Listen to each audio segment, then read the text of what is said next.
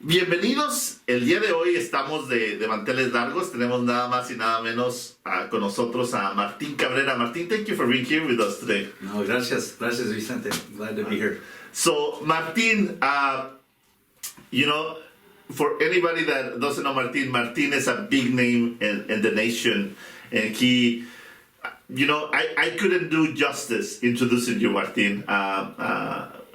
Just as we publish this podcast, we're going to be publishing his biography so you can learn more about him. But Martín, tell us a little bit about who you are, your background. You're from Chicago, you're from Mexico. Tell us a little bit about your family history. Sure. Yeah. So I was born here in Chicago, but my father was born in San Luis Potosí, and my mother in Durango, Allende, a little pueblito in Allende. And my mother came over when she was 6, and my father was 7, and they grew up here in Chicago. And I grew up in a little village, big, La Villita. La Villita, big family, a lot of cousins and second cousins and third cousins. It was my brother, my sister, and I, and we were kind of growing up in the neighborhood like everybody does, and through kind of some of the struggles in the neighborhood, and there's always gangs and drugs and everything going on, but just I think part of it, and why I love Ishkali, is kind of that faith kind of helped guide me. I got into trouble when I was a kid, and but also just always working hard. I think I started working at the flea market with my Dio when I was about 6, and just having different jobs as paper routes and 7, and just enjoyed working and helping out, and the little money that I made, I'd kind of help out my mother and father too, and which kind of made me happy.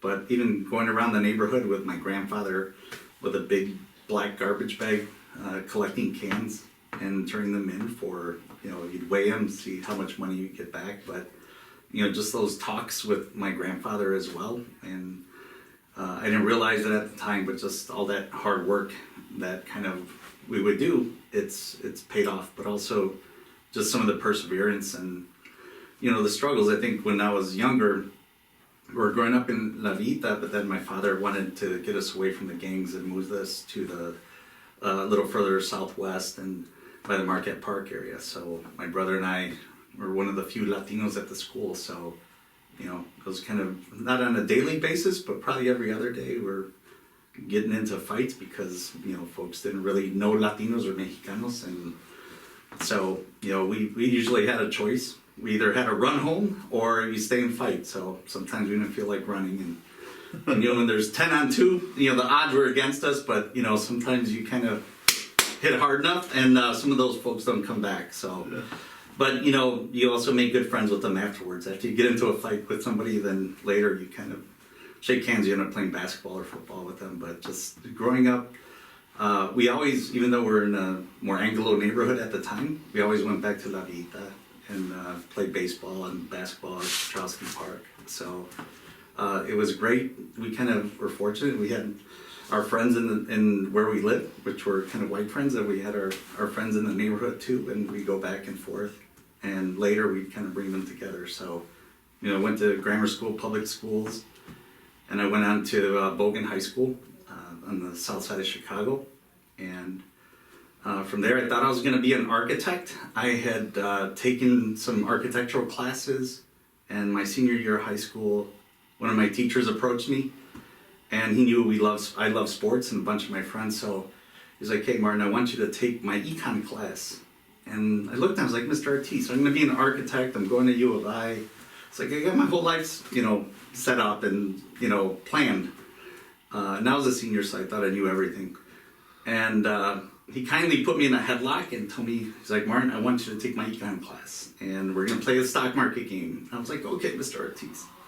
Wow. And I didn't know anything about stocks or bonds. And so he kind of told us, like, well, this is how you read the stock tables and the stock market. And he asked us who knows what a stock and a bond was. And I didn't know anything. So, we're a bunch of Latino kids from the neighborhood. And we never had any money to invest, so we never talked about investments. But I told him, I was like, "Mr. Ortiz, I know what a bond is. It's something between a man and a woman. And they come together." He's like, no, that's not it. We're not talking about that. And I didn't know, but he explained to us what the stock market was and what the bond market was. And we played the stock market game that gave us $100,000 in simulation money. And, you know, we had to go and invest the $100,000 in simulation money. And so we picked, you know, people that your friends to be on your team. And so our friends from the neighborhood, I convinced our team to put it all into one stock. And I was like, let's put it all here in this one stock. And we bought it for $324 a share. And the next week we looked at it, and it's at $36.25. So all my teammates and my friends, you know, the girls were pretty upset, and they're like, "Pendejo, you lost all our money." It's like, you know, they were not gentle at all. I was like, "I'm sorry, I didn't know." But my teacher, Mr. Ortiz, explained what a 10-for-1 stock split was and how we're making money. And that kind of opened up my eyes to a lot in investments. And we ended up coming, I think, in second place that year in the Chicago Public Schools, but also in the state. Wow. And so I ended up changing my major to finance, and I changed my university that I was going to attend. I went to NIU, Northern Illinois University, and started getting internships and getting to the investment world. Wow. Martin, you know, I'm really humbled by your beginnings, you know.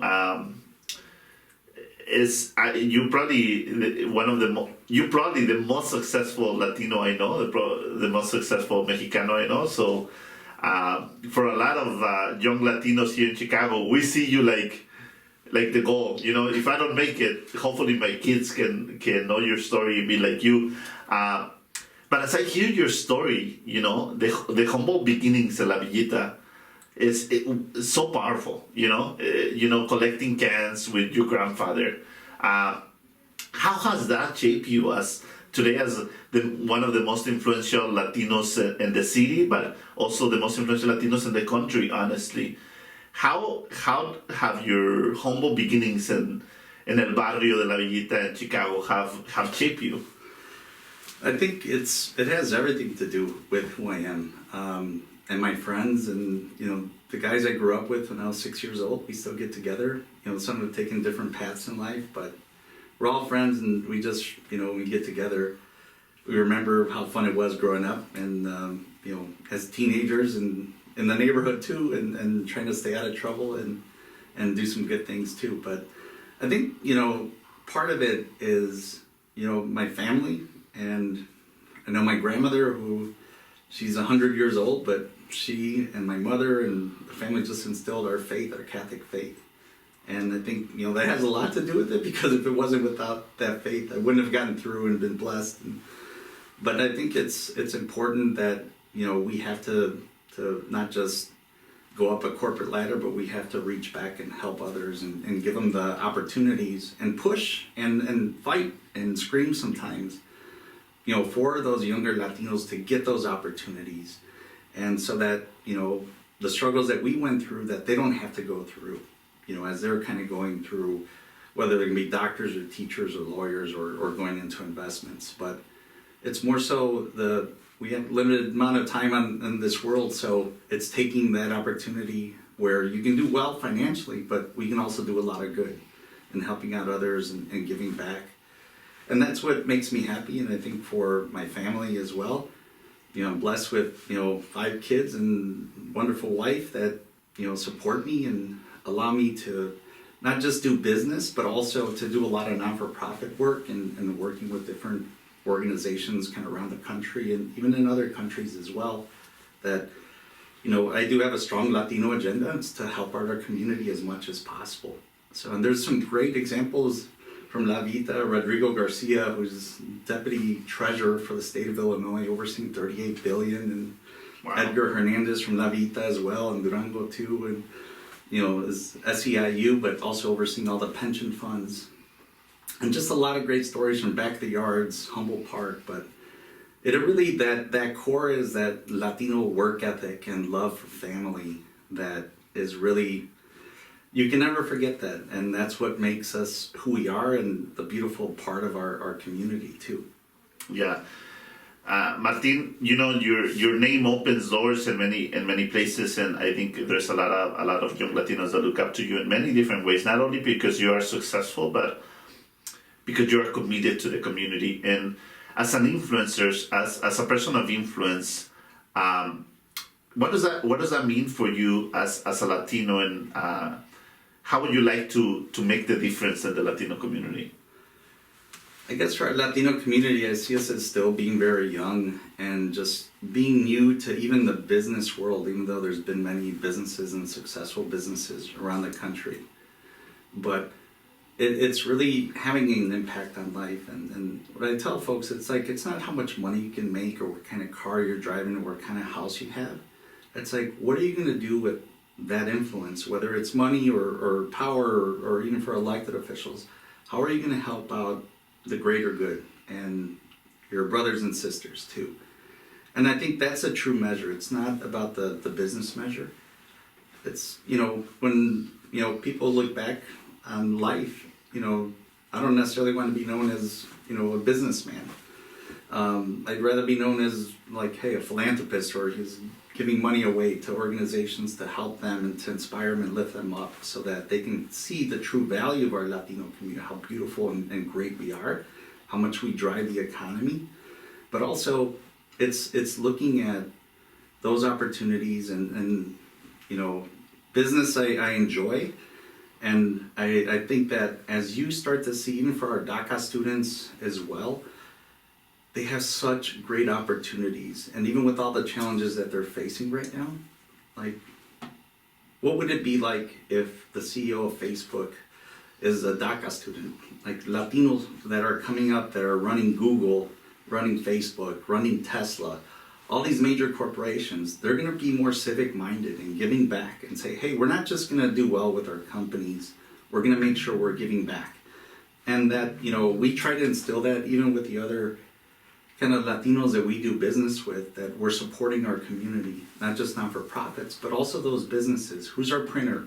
Who's doing our other work? Who's kind of our lawyer? Who's kind of our accounting firm? So to make sure that it's trickling down, but it's also circulating in our community too. And, also, not falling into that Latino crab syndrome where sometimes we're competing against each other, fighting against each other, or talking negatively. It's like, no, it's like we got to come together as Latinos, whether we're Mexican, Puerto Rican, Colombian, Cuban, but to help one another and support one another to grow and be united and be a strong force that we are here in this country. Yeah, that's beautiful that you said that, because I do feel that as Latinos we can be more united, but we can, we are very divided, and that's very unfortunate. We are very jealous of each other's success many times, and I feel that we need to move on away from that. Martin, a lot of our audience is young people. And you said that you make mistakes, you got in trouble when you were young. As I see you in front of me as one of the most influential Latinos in the country, it's hard for me to think about a young Martin making mistakes, or you can talk to my mother and my tias and tios, and they tell you how much trouble I got into. But so, what would be the advice that you give the younger version of yourself? What would the Martin of today tell the 20-year-old Martin? Mm-hmm. I would say that even having those opportunities just to take more risks. And even though I kind of am a risk taker by nature, I still kind of held back a bit and going for different opportunities, going, to taking big, bold steps. And, sometimes when you take risks, you get burned too. And I've done that in business. It's kind of, you made some bad mistakes in business. But I think for the younger Latinos, it's like the whole world, it's out there. It's so much opportunity, but just sometimes you just got to go for it. And people are always going to tell you, well, you should be really thinking about this, all the reasons why not to do something. Whether it's starting up a business, whether it's going for your MBA, whether it's like, hey, I'm going to follow my passion and I want to do filmmaking in the movies. And it's like, if you love it and that's your passion, just go for it. And you're going to hit a lot of brick walls, but you can't stop. You got to, dust yourself off, get back up. And whether it's the federal government putting roadblocks in front of you, or, corporations, or, other people or entities. It's like you can't give up. You got to just know that, hey, it's going to be tough, but that toughness and all those times you get knocked down, you harness all of that. Sometimes it's frustration or anger, and you're going to say, hey, I'm going to use that and turn it into something positive to keep going and to be successful. It's like, how am I going to show them? I'm going to kind of do what I dreamed of and what everybody was saying I couldn't do. I'm going to make it happen. And it takes time, but it's like you can't give up. But you got to take that risk and throw your heart. There's the old saying, if you throw your heart over the bar, the rest of your body will follow. So sometimes you just got to go for it. Wow, that's beautiful. Yeah, so I think, there's people that will be naysayers, say, don't, what are you doing that for? It's like, well, you can't listen to all those folks. If you want something in life, you got to go for it and put your full body and mind behind it and surround yourself with some of those positive people that are going to be pushing you and challenge you in the right way, too. Yeah, beautiful. Martin, what are some of the biggest obstacles you have had as a Latino in the finance industry? What are some of the obstacles that you feel that probably push you back? And I'm sure at times you feel that you want to give up, right? You don't want to push forward anymore. I have felt that before. I'm pretty sure you, at the level of leadership, you have felt that. How do you overcome that? There's been many cases where even been discriminated against or passed over, and I've been called a spick, and and I think I've gone to try to pitch certain accounts and meet with the CEO, and I've had somebody tell me, it's like, hey, well, if you come by and cut my grass and trim my bushes, I'll think about doing business with you. And it's like, my first reaction growing up in the neighborhood is always, I'm going to get up and punch this guy. But you can't do that. You got to just think about it differently. And, you can't react emotionally, and just know that there's people out there that are going to have that, especially in the financial world. There's only like 4 Latino firms that do what we do in the country. And most folks aren't used to dealing with us. But you have to, deal with those roadblocks and, those frustrations and get passed over, or even not getting a deal because we're Latino. And but you have to keep pushing, and you come back thinking, I need to work harder, be smarter, get the right context so that they don't say no to me next time. And so even when they've told me no, I'll go back to that company and say, okay, you're not giving me this deal. I want to know why, so I can make myself better next time. And, you'll be surprised. They'll kind of come to you. It might not take 6 months. It might be a year or two. But, you can never take no for an answer. And you just have to keep going and fighting through it. But there's going to be a lot of times where you're, passed over for a position or discriminated against. And you just have to know it's out there. And as Latinos, like, I know when I walk in the room, sometimes I'm the only Latino, and most of the time it's older white guys. And, I'll speak up and say something, well, that's not what you should be doing, because you're disrespecting the Latino community. And all the old white guys turn to me and look at me like, what? But you have to be able to speak your mind and know that, sometimes we're in the positions that we're in because we're representing our Latino community, and you can't hold back of who you are and why we're there, but who we're representing as well. It's beautiful that you sit around these tables with executives, not thinking about yourself, but thinking about that you're there representing a community that many times is overlooked. Martin, you also talked about a support system, having people that have pushed you forward. Can you talk a little bit about the importance of having people that root for you? When we all know the people in our lives that are telling you, no, you're not going to make it, don't try, don't waste your time, don't take risk, right? But there is the other side of things that we also find in our path. People that say, look, this sounds a little crazy, but if you think you can make it, go for it, right? What are some of the people that you can name and key moments in your life that were key to pushing you forward? And how important is that in your life today, to have a support system around business decisions, personal life, just in general, people that keeping you pushing forward. Yeah, so I think there's plenty of folks, and I've been blessed in the sense that there's a lot of people that have helped me out along the way and given me opportunities, from friends to kind of folks in the business, folks outside of the business, even elected officials that have given us kind of those opportunities. And, there's many of them. One of them is friend Al Gonzalez. He passed away about a year and a half ago, but he's always like, sometimes you're feeling down because you keep getting rejected trying to go after this business. And but he's like, hey, Martin, you got to keep doing it. It's like you got to dust yourself off and keep pushing forward. But I think also, other folks, and even in the church, sometimes it's like I remember what I'm like, why am I doing this? Why am I fighting for Latinos? Or because it's the right thing to do. And even in our faith, you see the discrimination even in the Catholic Church as well. Sometimes Latinos aren't respected within the church and giving the full kind of credibility of who we represent and what we do and who we are in the Catholic Church. But it's kind of educating some of those folks. But I think there have been, opportunities with CEOs, but also kind of elected officials.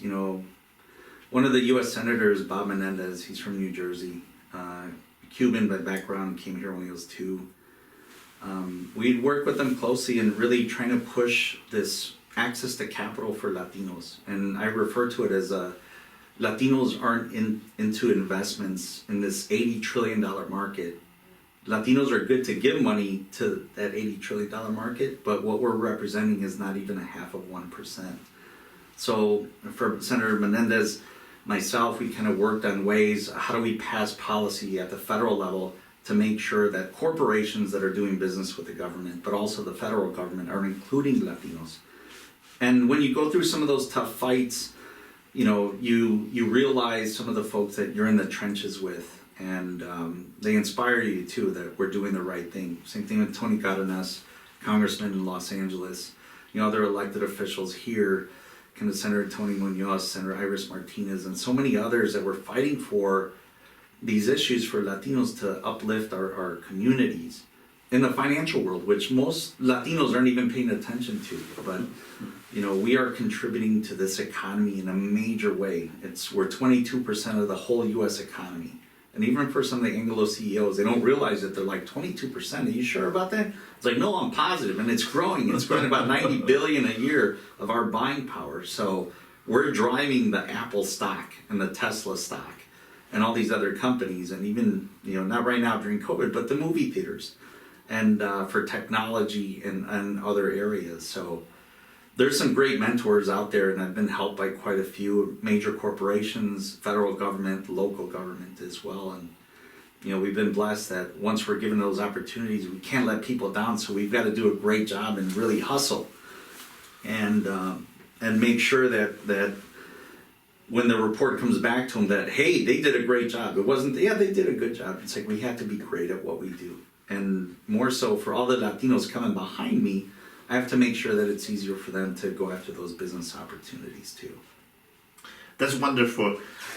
You've been in the business for how long have you been in the business, Martin?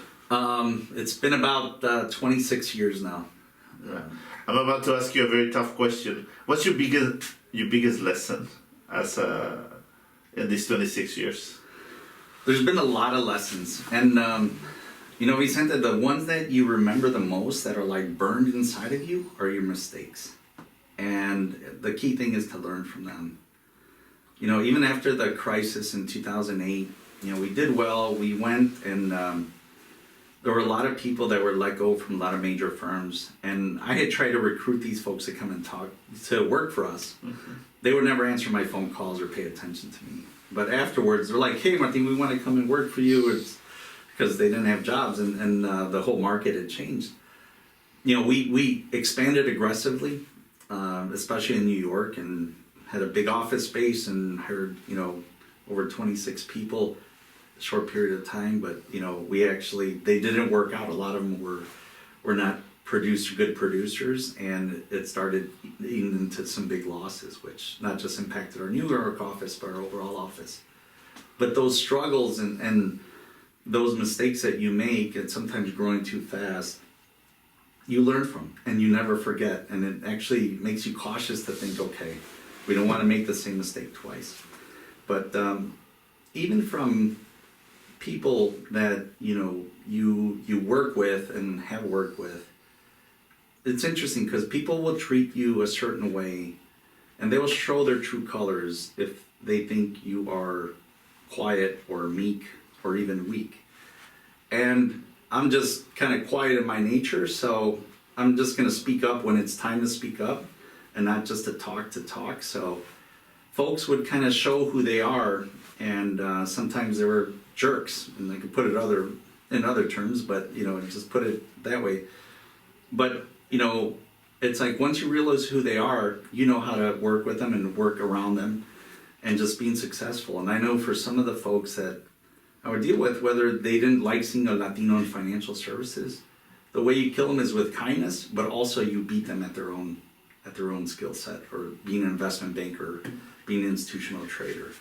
And that burns them up even more, so that, hey, this young kid from little village is like kicking my butt and producing more than the four of us are producing that have been doing this for 20 years.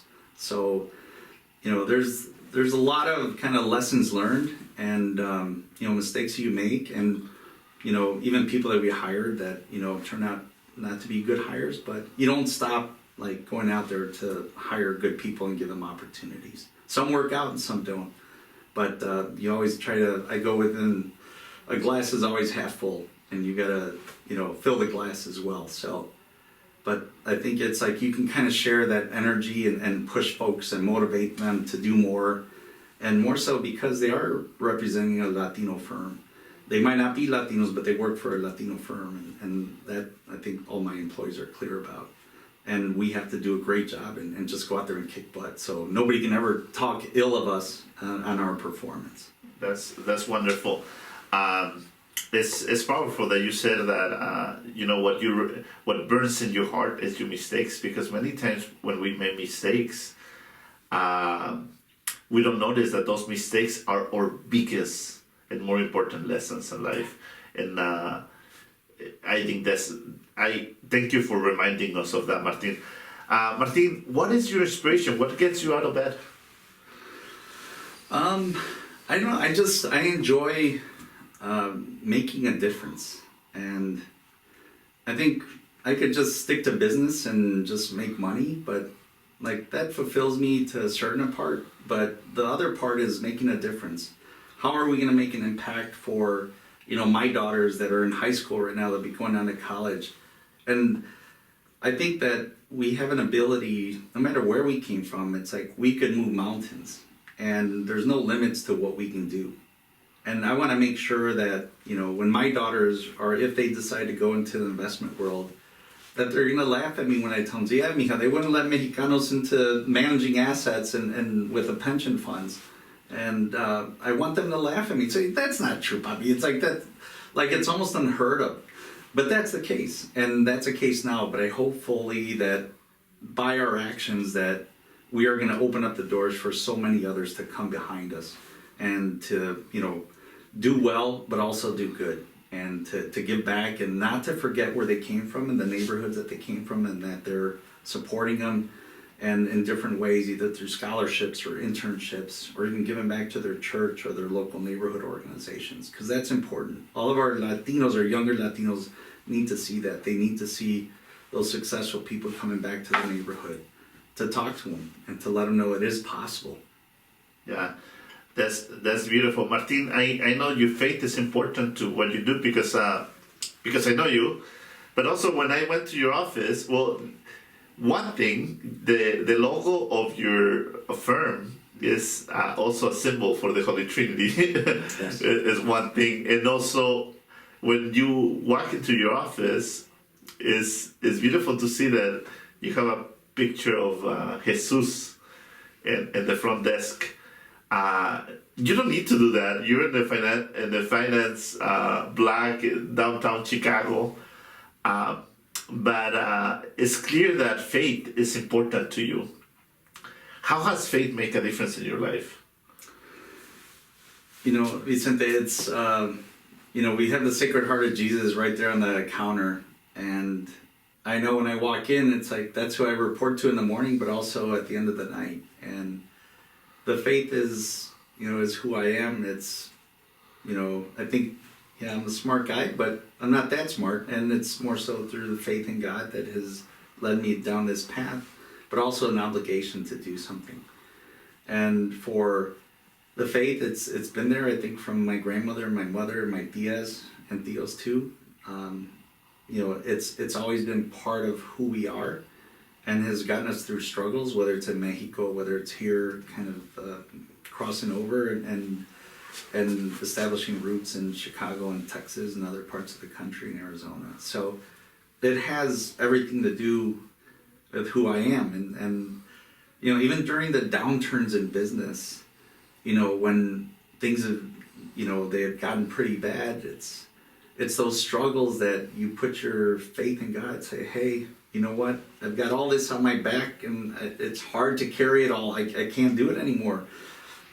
And you turn it over to God and that relief and that burden's taken off your shoulder. Just have enough faith to give it to Him and to say, whatever you decide to do, whether I need to close my business and I can go back to selling jackets at the flea market, to provide for my family, I'll do that. But knowing that my faith in God will always be there, and that's who I am and who's shaped me. But even through those tough struggles, there's those nights I remember I used to sleep in my crucifix and say, all right, Jesus, you got to help me figure this out. I don't know how, we're going to bail out of, this financial mess and, when we're struggling and some years back. But somehow He kind of came through and got us on different trajectory and growing and blessed.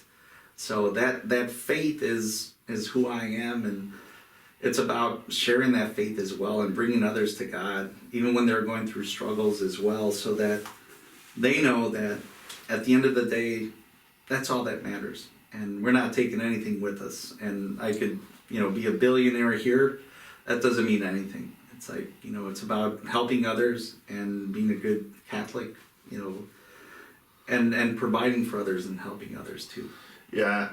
I'm almost crying here, Martin. As you say, sleeping with the crucifix through difficult times. I have done that.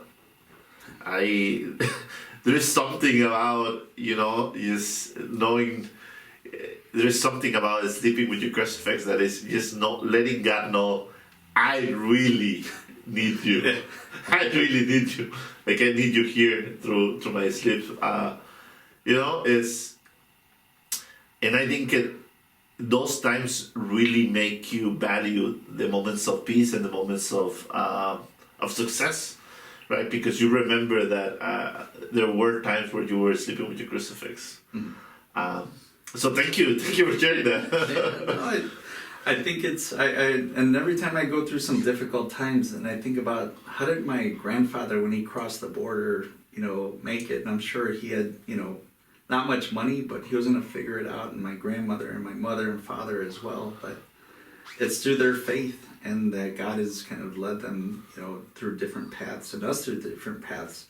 And I think those struggles, sometimes we go through those struggles because it's God calling us back to get closer to Him. Yeah. And we can go different routes and go with different vices through alcohol or drugs or, other things. But it's like, God wants us to reach out to Him in those times of need. And, I've had some friends like, I feel like I'm a user because I only turn to God when, I have really bad problems. And, it's like, that's when God wants you to turn to Him. So don't feel like a user. It's, you can turn to other things, but you don't. And you're turning to God, so that's a good thing. Yeah. And I also feel that in the mystery that God is, He sometimes, through these difficult situations, is when we become vulnerable. And we can, our heart is hard, but when we become vulnerable, we open up to Him. So I have found myself that through the difficult times, I really know that what is happening is God saying, hey, I'm here. Yeah. I'm here. Yes, yes. So thank you for sharing that, Martin. Martin, where do you see hope in the Latino community? You're in contact with probably one of the major cities in the country, right? You have offices in the major cities of the country. Where do you see hope in the Latino community?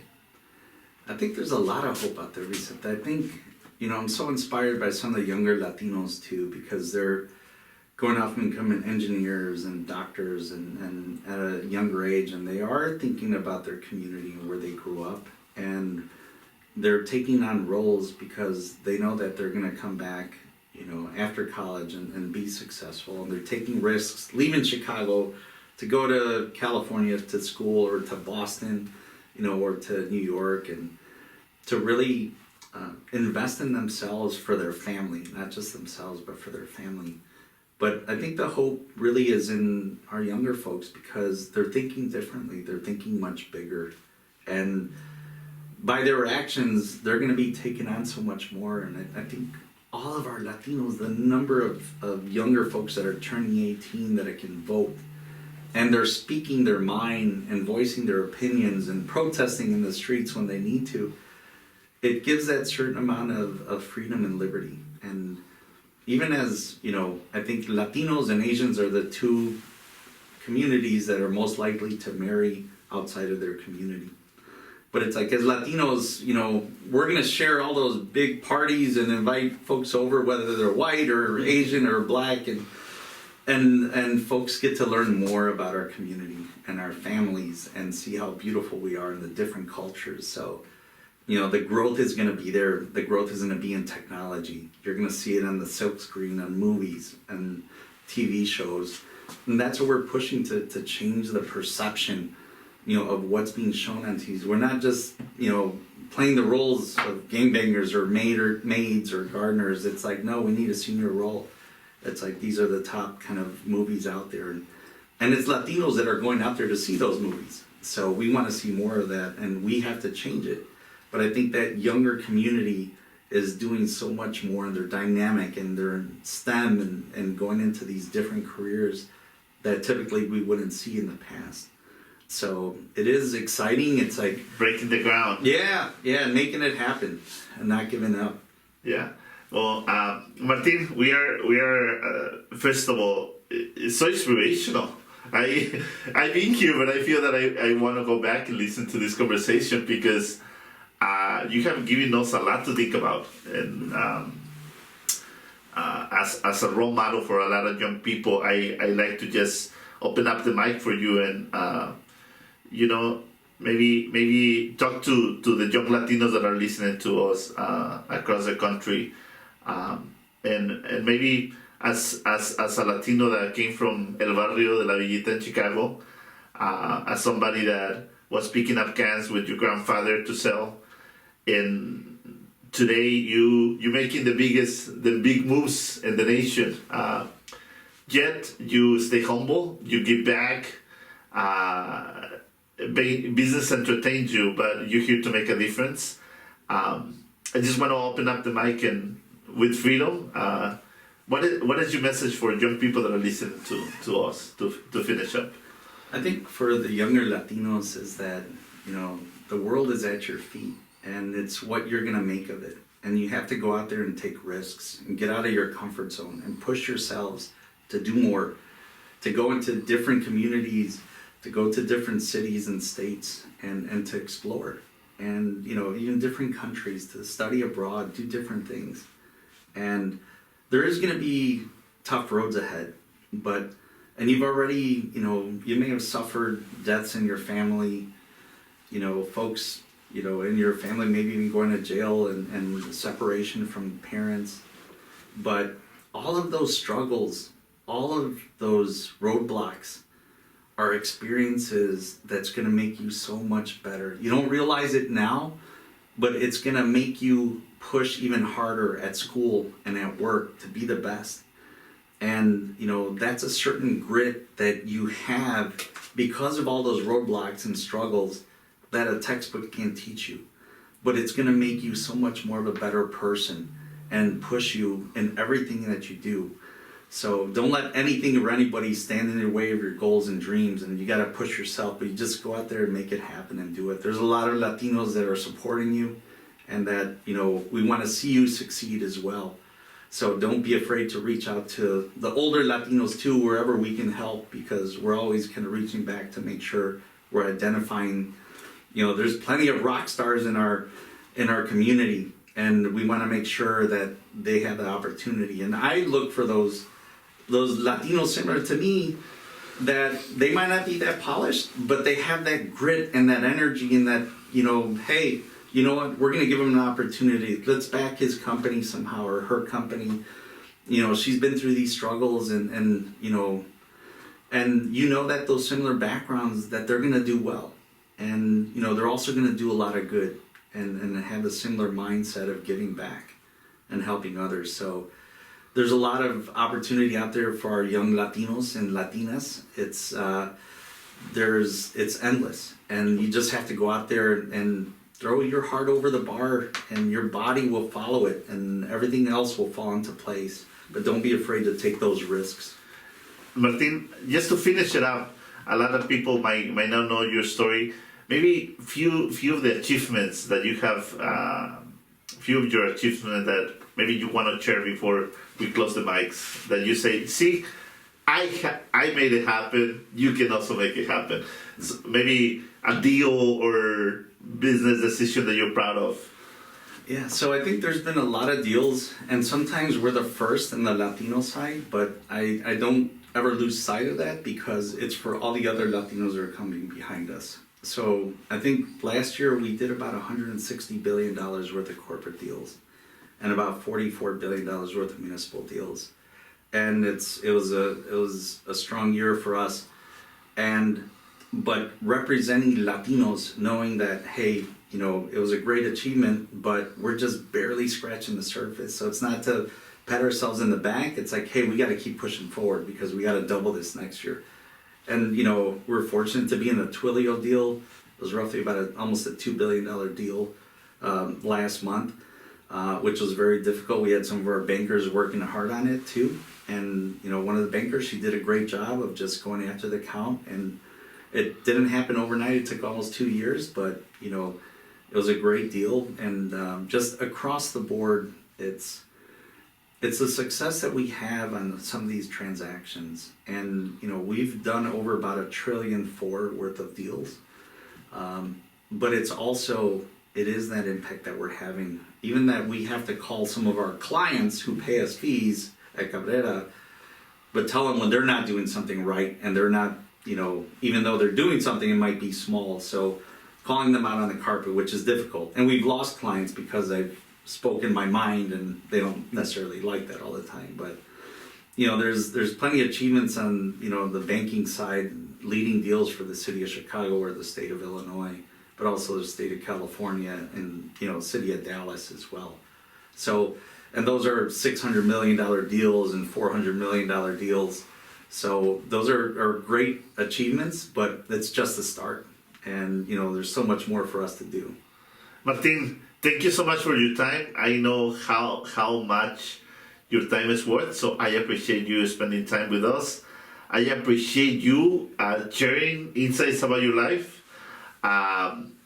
Thank you. I cannot wait to see how much of a difference you're going to make in our community, and how many more achievements you have ahead of you. Thank you. I'm rooting for you. Iscali is rooting for you. And thank you for being a role model for young people. Yeah, Vicente, hey, thank you for all that you're doing with Iscali and just throughout the whole community. And your prayers always help, so we thank you for that. And I love being here and love supporting the organization. Thank you.